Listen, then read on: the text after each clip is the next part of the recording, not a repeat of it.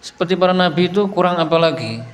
Cara mendakwahi itu apa ya tidak benar? Pasti paling benar sudah. Tapi Masya Allah,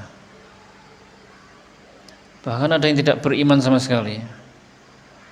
Kemudian yang beriman sedikit, yang musuh banyak.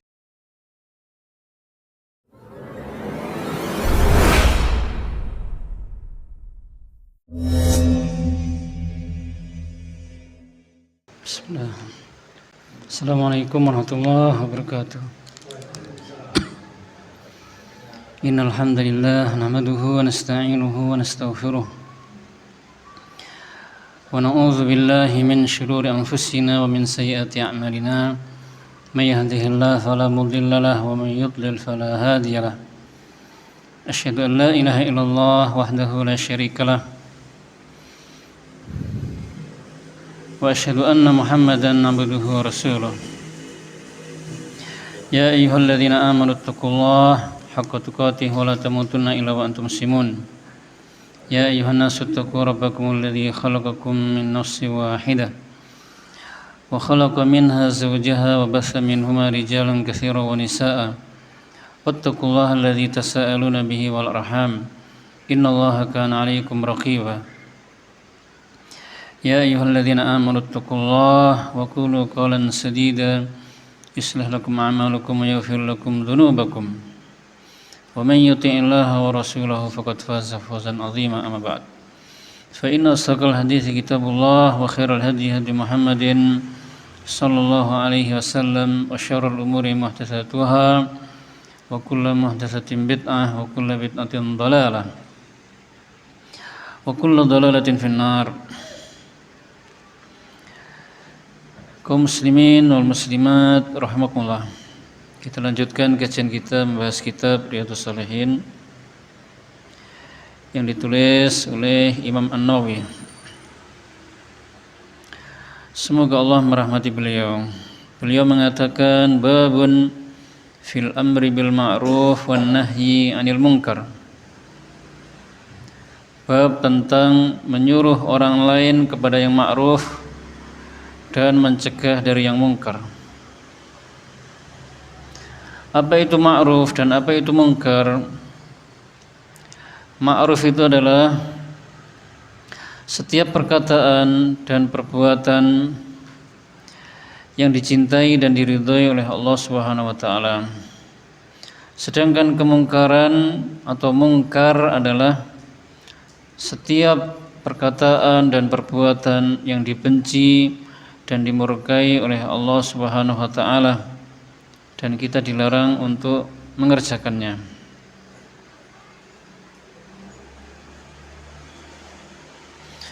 Amar ma'ruf nahi munkar itu sangat penting kedudukannya dalam Islam, karena dengan ditegakkannya amar ma'ruf nahi munkar, seseorang itu akan baik, keluarga akan baik, masyarakat dan penduduk negeri juga akan baik insyaallah. Dan amar ma'ruf nahi munkar itu hukumnya adalah fardu kifayah. Apabila ada sebagian sudah mengerjakan, maka kewajiban itu gugur bagi yang lain. Jika sudah ada yang mengerjakan, maka bagi yang lainnya itu hukumnya sunnah. Kemudian kaum muslimin wal muslimat, penulis buku membawakan dalil-dalil dari Al-Qur'an. Qala Allah Ta'ala, wal takum minkum ummatun yad'una ilal khair wa ya'muruna bil ma'ruf wa yanhauna 'anil munkar wa ulaika humul muflihun.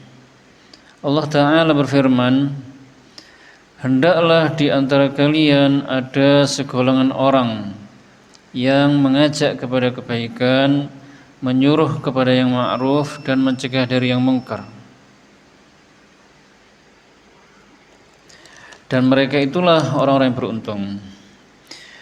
Di dalam ayat ini Allah Subhanahu wa taala memerintahkan kaum muslimin, dan perintah itu pada asalnya hukumnya wajib. Akan tetapi Allah mengatakan minkum, di antara kalian, berarti wajib bagi sebagian dari kalian, fardu kifayah. untuk mengajak orang lain kepada kebaikan, maksudnya menjelaskan kepada orang lain kebaikan, misalnya tentang sholat, begini, dan menyuruh kepada yang ma'ruf, berarti sudah memerintah. Jika ada yang tidak sholat, ayo sholatlah. Jika ada yang malas-malasan melaksanakan sholat, disuruh untuk mengerjakannya, sholatlah. Dan mencegah dari yang mungkar.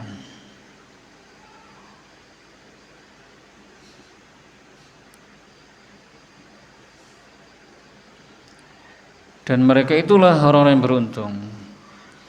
Jadi di antara sifat orang yang beruntung di dunia dan di akhirat adalah mereka orang yang menyuruh orang lain kepada yang ma'ruf dan mencegah dari yang mungkar. Dalil kedua, wa qala ta'ala kuntum khaira ummatin ukhrijat linnas ta'muruna bil ma'ruf wa tanhauna 'anil munkar. Allah Ta'ala berfirman, kalian adalah sebaik-baik umat yang dilahirkan atau dikeluarkan untuk manusia. Kalian menyuruh pada yang ma'ruf dan mencegah dari yang mungkar. Wa tu'minuna billah, dan kalian beriman kepada Allah.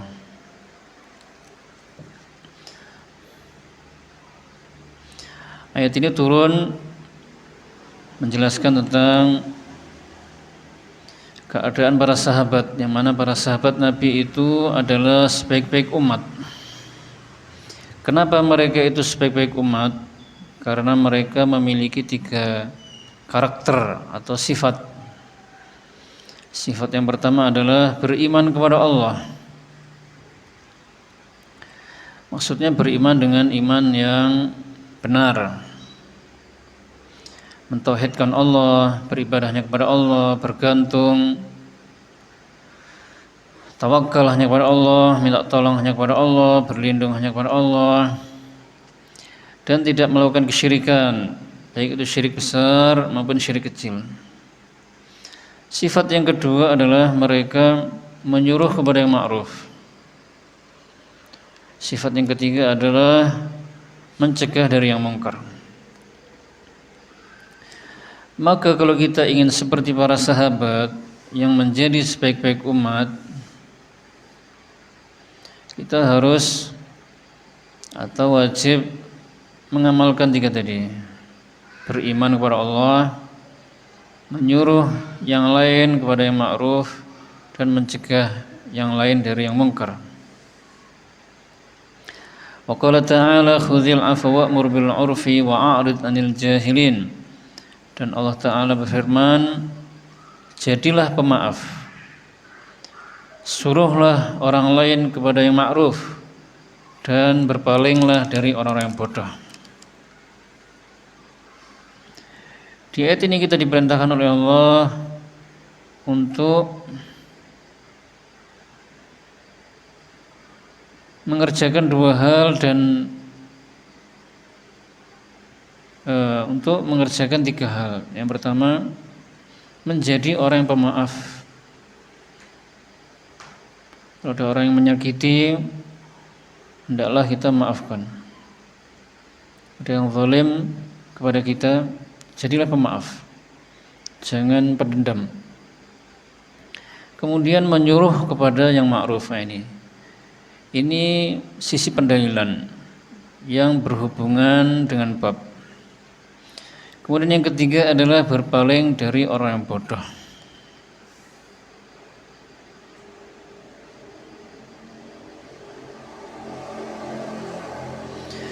Wa qala ta'ala wal mu'minuna wal mu'minatu ba'dhuhum awliya'u ba'd ya'muruna bil ma'ruf wa yanhauna 'anil munkar.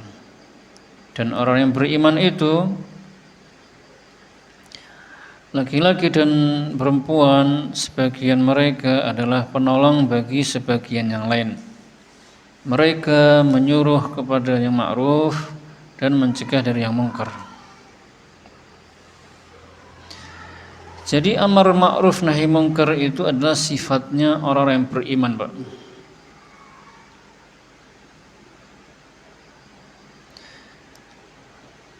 Sedangkan sifatnya orang-orang munafik itu malah kebalikannya. Orang-orang munafik itu malah ya'muruna bil munkar wa yanhauna 'anil ma'ruf. Menyuruh kepada yang mungkar dan mencegah dari yang ma'ruf. Itu sifatnya orang munafik.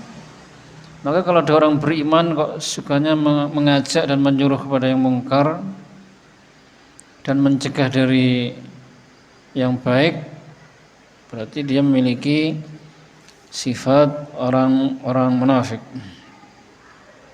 Memiliki sebagian sifat orang-orang munafik. Kalau orang yang beriman dengan iman yang kuat, sifat mereka adalah saling menolong. Saling menolong itu macam-macam. Di antaranya ya menyuruh kepada yang baik, ini juga menolong berarti. Menolong saudaranya supaya mengerjakan yang baik, supaya masuk surga. Mencegah dari yang mungkar, berarti menolong saudaranya supaya selamat dari kemungkaran, dari murka Allah, dari neraka.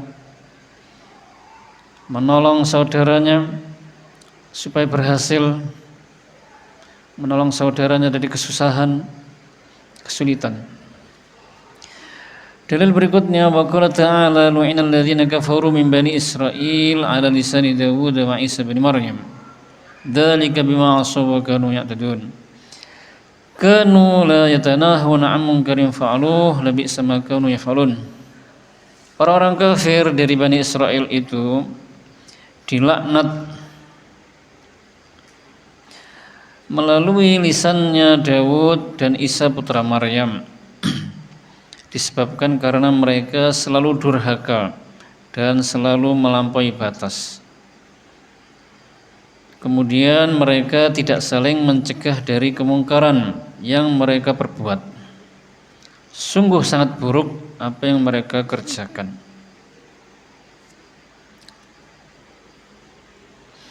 Ayat ini menjelaskan bahwasannya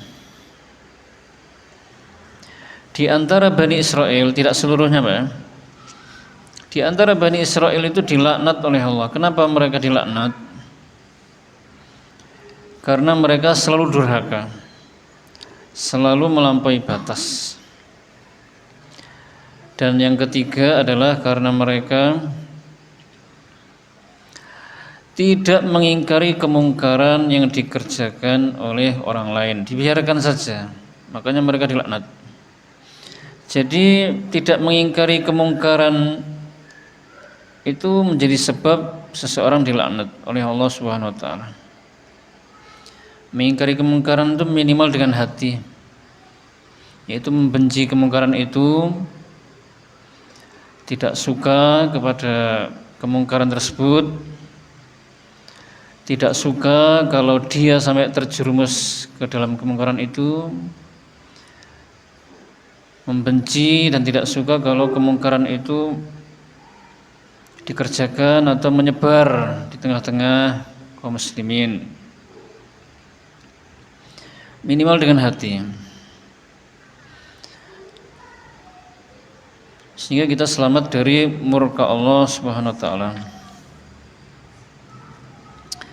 Dan Bani Israel itu kaum muslimin adalah keturunan Yakub.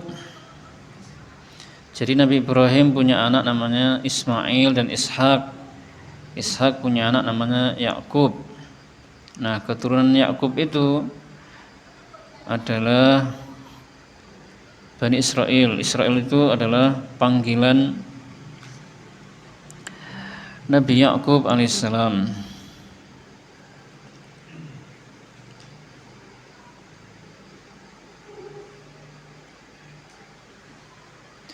Di antara yang dilaknat itu Pak, adalah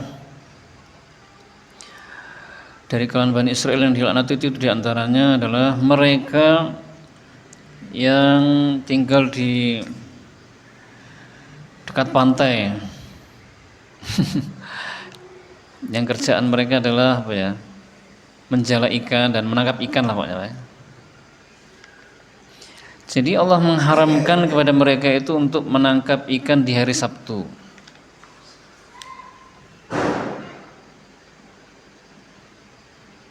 Malah cerita ya, tapi tidak apa-apa lah, sedikit saja. Tapi mereka itu melihat kok ikan itu banyak di hari Sabtu. Di hari-hari yang lain kok malah sedikit sekali. Akhirnya mereka melakukan tipu daya. Memang mereka itu sifatnya suka seperti itu, Pak. Jadi mereka punya ide bagaimana kalau kita memasang apa ya? Perangkap lah kita sih. Di hari Jumat pokoknya. Sehingga supaya ikan-ikan itu masuk ke perangkap itu nanti diambilnya di hari Ahad. Nah, jadi hari Sabtunya ya memang mereka nggak ke pantai, nggak ke laut, tidak ke laut.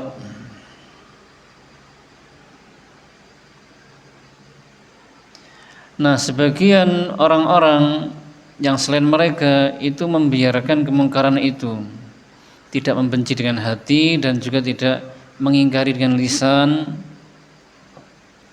tapi ada juga yang mengingkarinya gitu. Maka mereka yang mengerjakan dan tidak mengingkari itu dilaknat oleh Allah Subhanahu wa taala.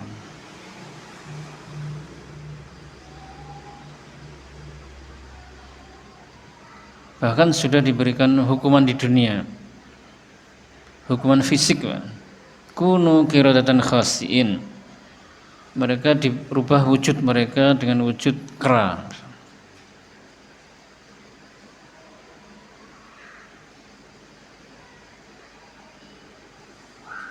Kemudian selang beberapa hari meninggal, pada mati.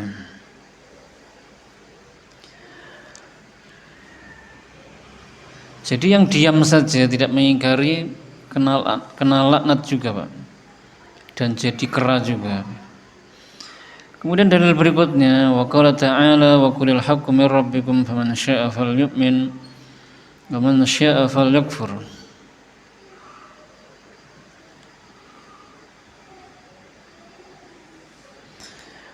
Katakanlah yang hak itu dari Rabb kalian. Maka siapa di antara kalian yang mau beriman, silahkan beriman. Dan siapa yang mau kufur, menghendaki kufur, biarkan saja dia kufur. Wa qala ta'ala fasda' bima tu'mar. Maka sampaikanlah Muhammad secara terang-terangan apa yang diperintahkan kepadamu. Wa qala ta'ala anjaynal ladzina yanhauna 'anis su' wa akhadna alladhina zalamu bi'adzabin ba'isin bima kanu yafsukun. Kami menyelamatkan orang-orang yang melarang orang lain dari keburukan, dan kami azab orang-orang yang zalim dengan azab yang keras dikarenakan mereka selalu berbuat fasik. Langsung 3 ayat saya baca, Pak. Ayat yang pertama menjelaskan agar kita menyampaikan kebenaran dari Allah Subhanahu wa taala. Kebenaran itu dari Allah, sampaikan. Jangan dirubah-rubah. Sampaikan kepada orang lain. Jangan takut kepada manusia. Walaupun orang nanti mencemooh, menghina, mengancam, dan itu sudah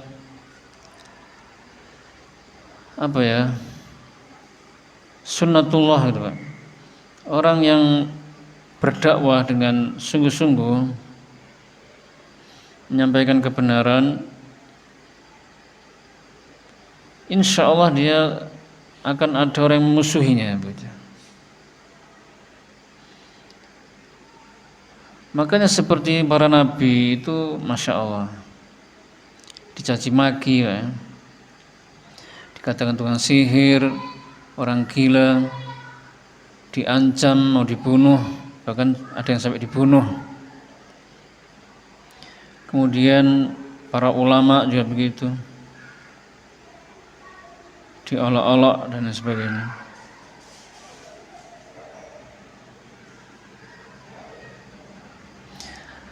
Kemudian ayat berikutnya menjelaskan, sampaikan kepada manusia dengan terang-terangan. Dakwahkan yang benar itu secara terang-terangan. Ingkari kemungkaran secara terang-terangan. Perintah ini untuk Nabi, tapi juga berlaku untuk umatnya. Dan menyampaikan kebenaran itu tidak harus orang yang ilmunya dalam seperti para ulama. Bahkan orang awam pun bisa, ya Pak. Apalagi ilmu-ilmu sekarang tersebar di YouTube dan yang sebagainya. Maka itu bisa di-share, disebar, dikirim ke yang lain. Atau mungkin kita memiliki ilmu tentang permasalahan apa yang kita tahu, maka kita sampaikan atau kita dakwahkan. Misalnya kita tahu tentang sholat 5 waktu, wajib bagi kaum muslimin untuk melaksanakan sholat berjamaah di masjid. Sebenarnya tentang sholat berjamaah bagi laki-laki itu memang diperselisihkan oleh para ulama. Sebagian mengatakan wajib, sebagian mengatakan sunnah muakkadah. Akan tapi wallahu alam, pendapat yang rajih, yang lebih kuat dan yang lebih sesuai dengan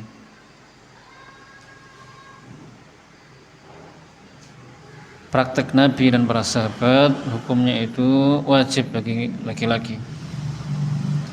Maka kita ajak anak-anak kita untuk sholat ke masjid, atau teman kita yang malas-malas, nah itu berarti sudah berdakwah namanya, Pak. Kemudian ayat berikutnya Allah menjelaskan bahwasanya orang yang melarang orang lain dari keburukan akan diselamatkan dari azab Allah Subhanahu wa taala.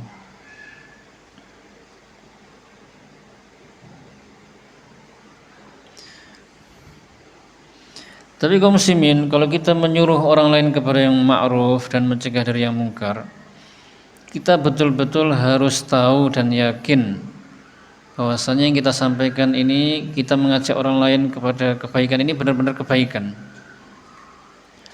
Kita harus tahu betul itu kebaikan.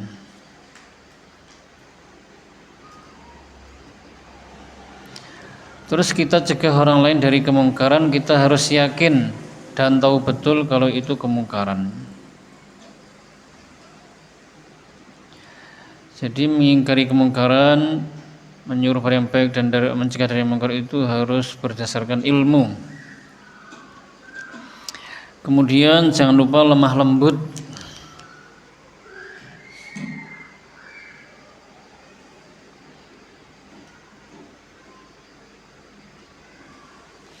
Berikut kaum muslimin, sekarang dalil dari hadis Nabi sallallahu alaihi wasallam.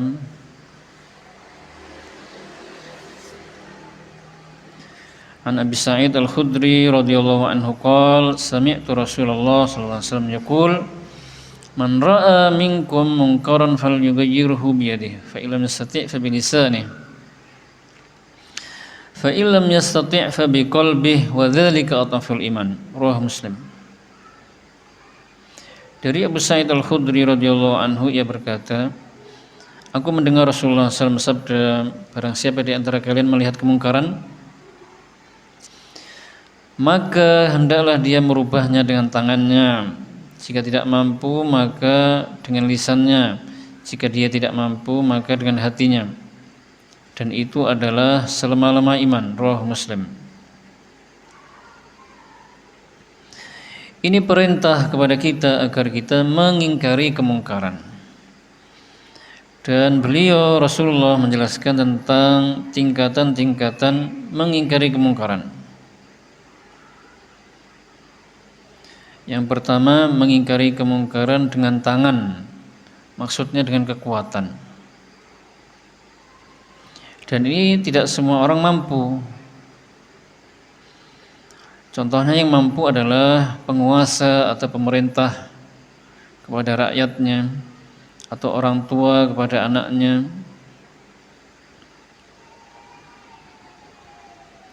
atau mungkin guru kepada muridnya.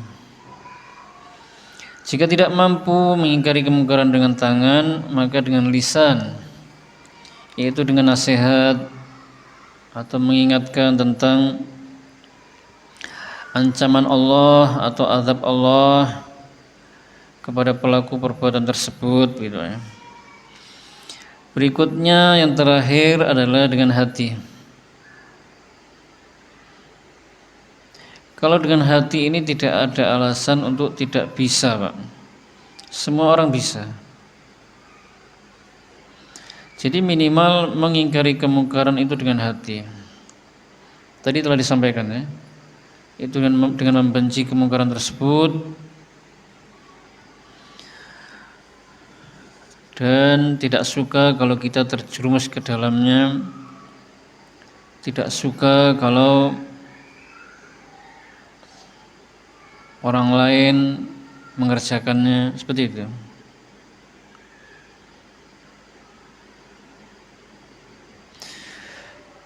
Hadis berikutnya atau dalil berikutnya dari hadis An Ibnu Mas'ud radhiyallahu anhu anna Rasulullah sallallahu alaihi wasallam qala ma min nabiyyin ba'athahu Allah fi ummatin qabli inna illa kana lahu min ummati hawariyun wa ashabun ya'khuduna bi sunnatihi wa yaqtaduna bi amrihi thumma innaha takhlufu min ba'dihim khulufun yaquluna ma la yaf'alun wa yaf'aluna ma la yu'marun faman jahadahum bi yadihi fahuwa mu'min wa man jahadahum bi qalbihi fahuwa mu'min wa man jahadahum bi lisanihi fahuwa mu'min wa laysa wara'a dzalika minal iman habbatu khardal. Dari Ibnu Mas'ud radhiyallahu anhu bahwasanya Rasulullah SAW sabda, tidak ada seorang nabi pun yang diutus oleh Allah Subhanahu wa taala kepada umatnya sebelumku kecuali dia memiliki sahabat-sahabat pilihan yang mana mereka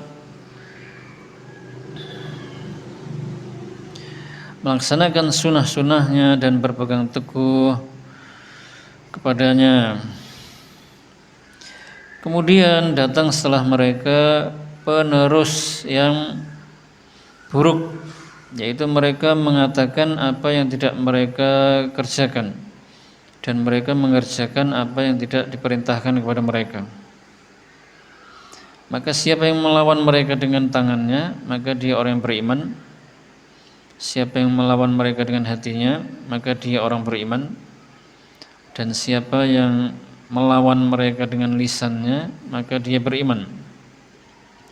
Dan tidak ada setelah itu keimanan walaupun seberat biji sawi.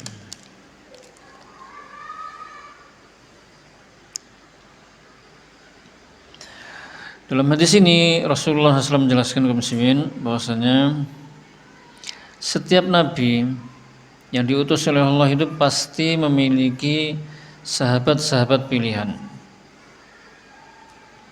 Sebagaimana Rasulullah juga memiliki sahabat-sahabat pilihan, Pak. Sahabat-sahabat Nabi yang setia. Nabi Isa, Nabi Musa dan yang lainnya, kalau ada yang beriman kepada Nabi itu pasti memiliki sahabat-sahabat yang mereka itu berpegang teguh kepada sunnah Nabi tersebut, melaksanakan perintahnya dan meninggalkan larangan-larangannya, begitu. Tetapi setelah mereka muncul generasi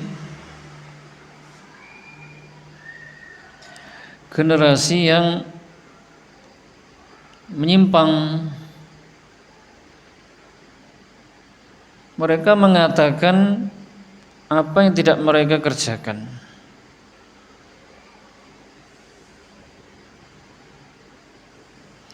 Dan mereka mengerjakan apa yang tidak diperintahkan. Berarti ini berbuat bid'ah yang bagian kedua ini. Kalau yang pertama ini hanya ngomong-ngomong saja tapi tidak mengerjakan.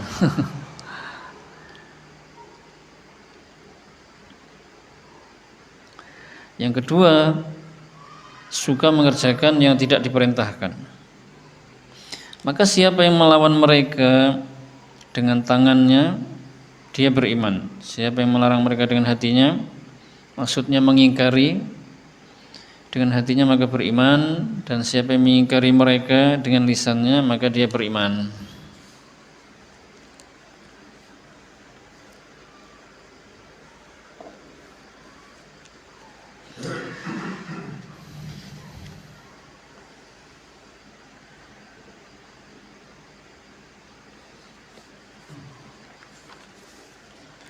Hadis berikutnya, An Abil Walid Ubadah bin Samit radhiyallahu anhu qala bay'na Rasulullah sallallahu alaihi wasallam 'ala as-sam'i wa ta'ah fil usri wal yusr wal manshad wal makrah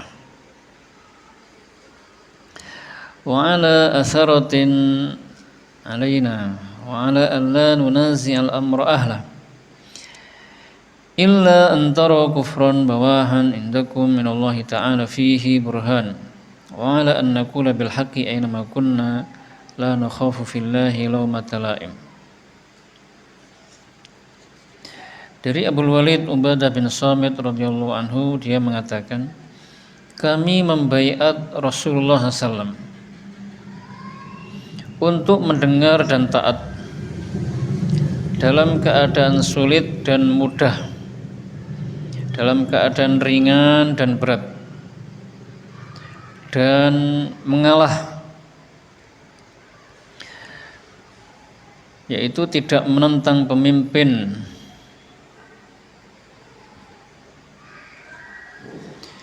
kecuali jika melihat kekufuran yang nyata,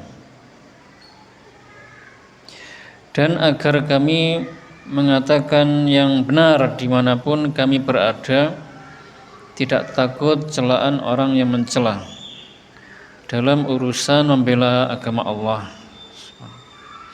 Muttafaqun alaih. Di dalam hadis ini dijelaskan bahwasanya Ubadah bin Samit mengatakan kami membaiat Rasulullah. Baiat itu maksudnya janji setia untuk taat kepada pemimpin. Maka ini perintah kepada kita untuk taat kepada pemimpin, dan itu wajib.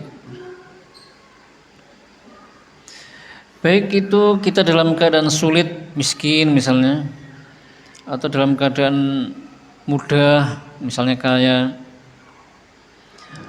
dalam keadaan ringan maupun berat, wajib bagi kita untuk taat kepada pemimpin atau penguasa dan pemerintah,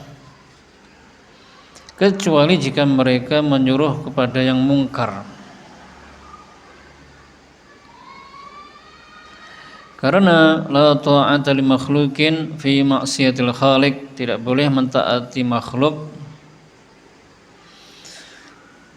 untuk bermaksiat kepada al-khaliq, pencipta, sang pencipta.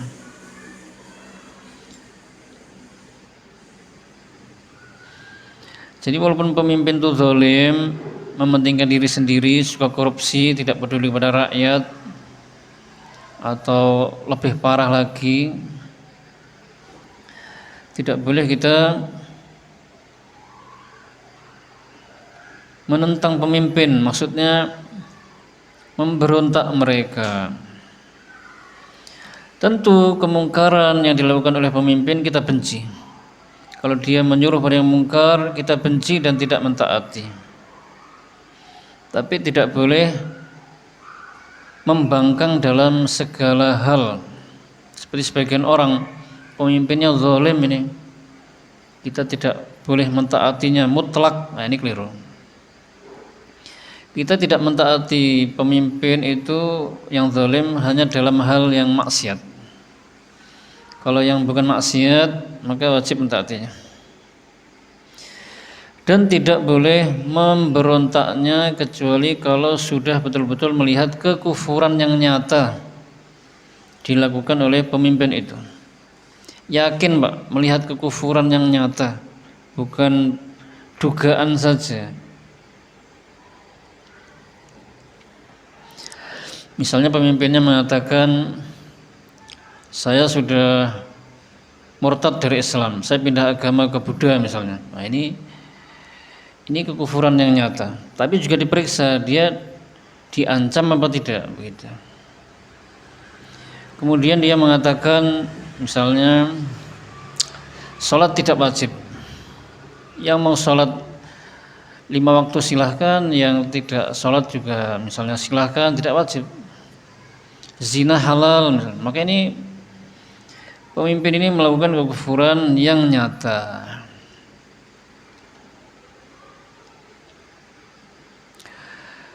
Barulah rakyat boleh memberontak, tapi juga ada syarat yang lain yang harus dipenuhi. Syarat yang pertama tadi kan melihat kekufuran yang nyata, Pak ya, yang dilakukan oleh penguasa tadi. Yang kedua adalah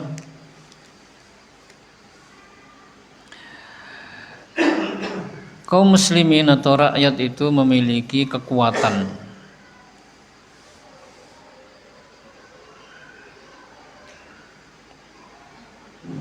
sehingga tidak menimbulkan mudarat yang lebih besar. Maksudnya kekuatan itu seimbang setidaknya, dan itu sangat sulit karena pemimpin memiliki polisi, kemudian tentara, punya tank, apalagi bahkan pesawat. Nah, rakyat mana punya seperti itu.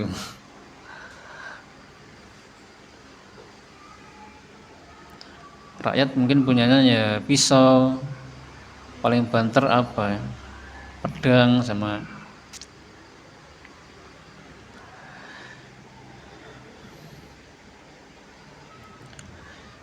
Kalau keadaannya seperti itu maka melawan itu sia-sia, tidak ada faedahnya. Maka lebih baik bersabar.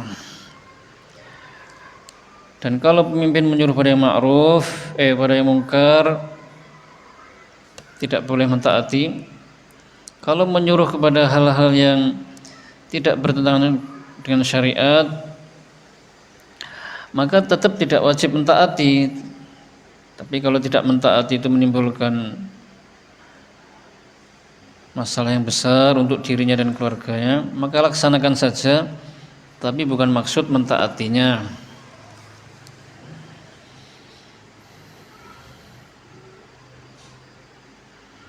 Karena tahu sendiri Pak ya, kalau pemimpin kafir itu seperti apa ngerinya. Orang kafir itu sangat kejam dan akhlaknya sangat buruk.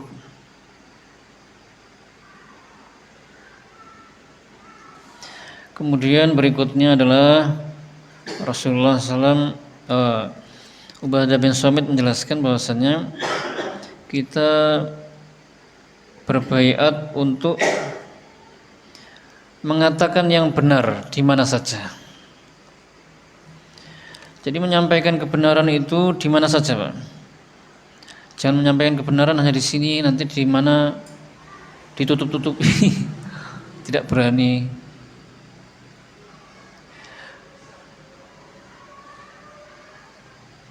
Yang disampaikan bukan yang benar ya.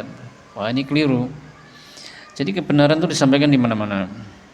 Meskipun tidak langsung saat itu, mungkin ditunda kadang, intinya di mana-mana disampaikan.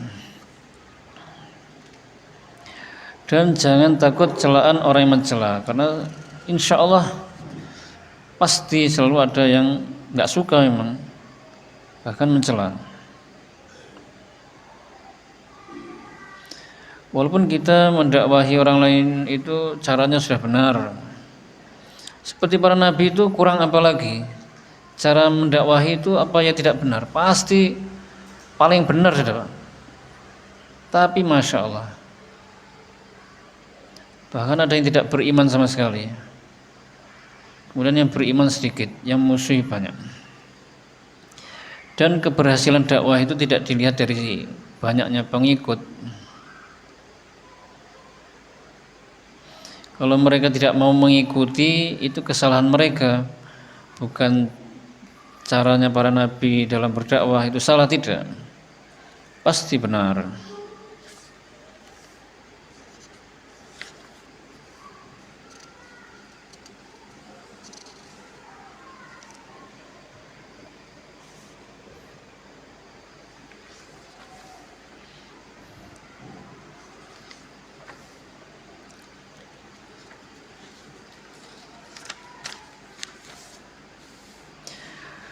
Hadis berikutnya anin Nu'man ibn Bashir radhiyallahu anhuma anin Nabi sallallahu alaihi wasallam qala mathalul qa'imi fi hududillah wal waqi'i fiha kamathali qaumin istahamu ala safinah fasara ba'duhum a'laha wa ba'duhum asfalaha wa kana alladhina fi asfaliha idza istaqaw minal ma'i marru ala man fawqahum faqalu law anna kharaqna fi nasibina kharqan wa lam nu'dhi man fawqana fa in tarakuhum wa ma aradu halaku jami'an wa in akhadhu ala aydihim najaw wa najaw jami'an. Rawahul Bukhari.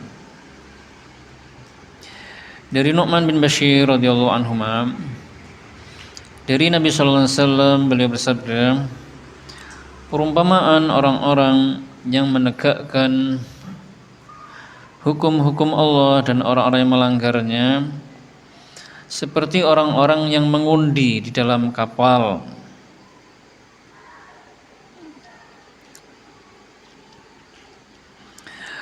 Lalu sebagian di antara mereka berada di bagian atas kapal dan sebagian yang lain berada di bagian bawahnya.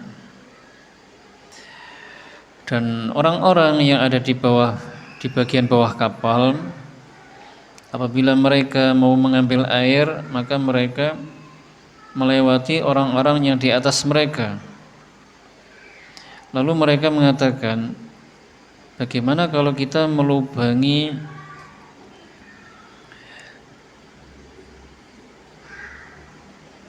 kapal ini saja, sehingga kita kalau mengambil air itu tidak perlu ke atas dan mengganggu orang yang di atas. Maka jika orang-orang yang di atas itu membiarkan mereka yang di bawah melubangi kapal, maka mereka akan binasa semuanya. Dan jika mereka mencegah mereka yang di bawah dengan tangan mereka, maka mereka selamat dan semuanya juga akan selamat. Nah, di sini Rasulullah SAW memberikan contoh atau permisalan, Pak. Ini bukan cerita, tapi permisalan. Tujuannya untuk memudahkan orang lain untuk memahami. Karena kadang kalau seseorang itu berbicara panjang, menjelaskan panjang lebar, mungkin tidak paham. Ini maksudnya apa? Tapi kalau dengan contoh, oh langsung paham. Maka kalau kita itu seandainya mengajar orang lain di kelas atau di masjid, menjelaskan, kalau bisa ditambahi lagi contoh. Agak rumit lah ya. Tapi kalau Syekh Utsaimin itu Masya Allah, kalau kita baca kitab-kitab beliau itu contoh-contoh itu banyak sekali. Kadang kalau kita baca penjelasannya itu, padahal penjelasannya sudah sangat bagus, kadang kurang paham. Setelah membaca contohnya, oh langsung paham, mudah sekali. Dan juga pernah Rasulullah SAW memberikan contoh, bahwasanya ada seorang Arab Badui, Pak.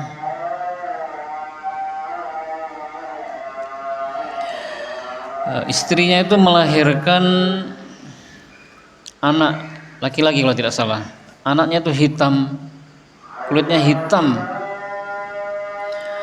Maka dia itu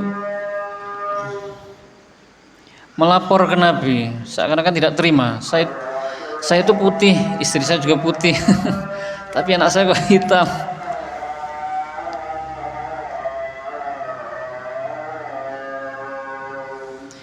Maka ini bagaimana? Dari mana kok bisa seperti ini? Bagaimana kok bisa seperti ini? Maka Nabi SAW tidak menjelaskan begini, tidak ya? Tapi memberikan permisalan. Nabi mengatakan, apakah kamu punya unta-unta? Orang itu mengatakan, ya punya. Warnanya apa saja? Dia mengatakan warnanya merah-merah. Ada tidak dari onta-ontamu itu yang memiliki warna hitam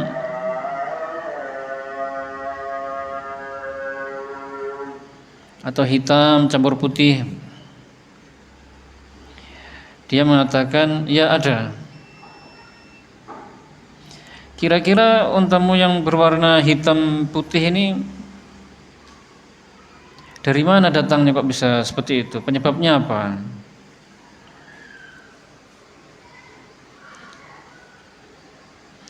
Kan si Arbadu ini paham tentang perontaan, Pak ya. Maka dia menjawab, oh mungkin ini kakeknya yang mana atau neneknya atau pamannya yang mana gitu, Pak. Bulunya seperti itu warnanya, makanya unta saya yang ini warnanya beda sendiri gitu. Maka Nabi mengatakan bisa jadi anakmu juga seperti itu. Oh gitu ya. Bisa jadi anakmu juga gitu, kakeknya yang keberapa atau neneknya atau mungkin pamannya, budenya.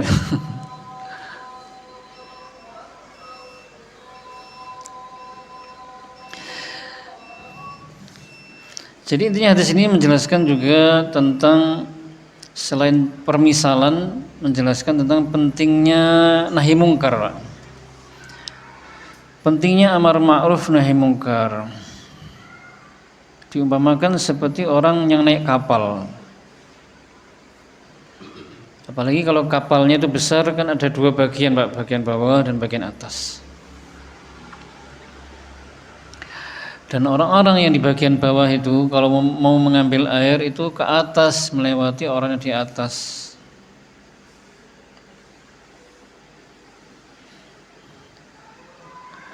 Maka mereka akhirnya punya ide. Orang-orang di bawah itu punya ide bagaimana kalau kita lubangi saja yang bagian bawah ini, sehingga kita mudah ngambil air, tidak usah repot-repot ke atas, dan juga tidak ganggu yang di atas. Jadi niatnya baik, Pak. Kadang sebagian orang itu melakukan kemungkaran itu niatnya baik.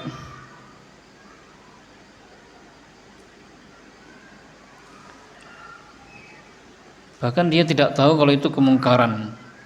Yang penting tidak ganggu orang, gitu aja. Dianggapnya baik, padahal bukan baik dan bukan keburukan biasa. Keburukan yang sangat dahsyat malah. Karena melubangi kapal itu emang airnya keluar ya. Air laut atau mungkin air sungai. Tapi kan akhirnya tenggelam semua. Maka orang-orang di atas kalau membiarkan orang yang di bawah melakukan itu, maka yang binasa bukan hanya yang di bawah, tapi yang di atas itu yang tidak melakukan, yang hanya diam saja membiarkan, mereka juga akan binasa. Tapi kalau mereka mencegah, maka semuanya selamat.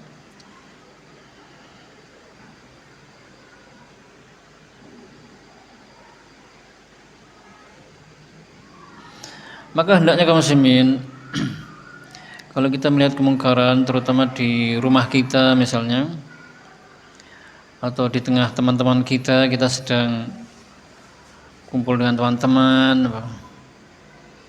hendaknya kemungkaran itu diingkari. Minimal dengan hati, sehingga kalau Allah menurunkan azab, kita selamat. Dan kalau bisa dengan lisan dan dengan tangan,